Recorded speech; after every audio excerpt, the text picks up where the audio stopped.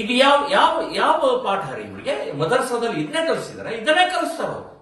ಮಸೀದಿಗಳು ಇದನ್ನೇ ಹೇಳ್ತಾರ ಅವರು.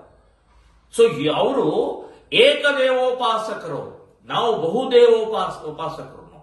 ಸೊ ನಾವು ಮೂರ್ತಿ ಪೂಜಕರು. ಅವ್ರ ಮೂರ್ತಿ ನಂಬೋದಲ್ಲ, ದೇವಸ್ಥಾನ ಭಗ್ನ ಮಾಡುವಂತವ್ರು, ಒಡೆಯುವಂತವ್ರು.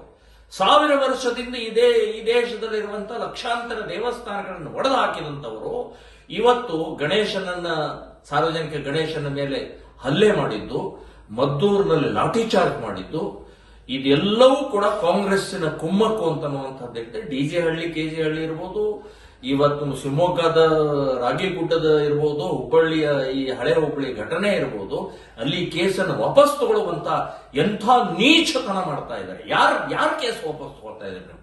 ಗೂಂಡಾಗಳದ, ರೌಡಿಗಳದ? ಸೊ ಇದು ಭಯೋತ್ಪಾದಕರದ ಕೇಸನ್ನು ವಾಪಸ್ ತಗೊಳ್ತಾರೆ ನೀವು. ಸೊ ಇದೇ ಕುಮ್ಮಕ್ಕು, ಇದೇ ಇವತ್ತು ಪ್ರಚೋದನೆ, ಇದೇ ಹಿಂದೂಗಳ ಮೇಲೆ ಆಗ್ತಾ ಇರುವಂತಹ ಹಲ್ಲೆ.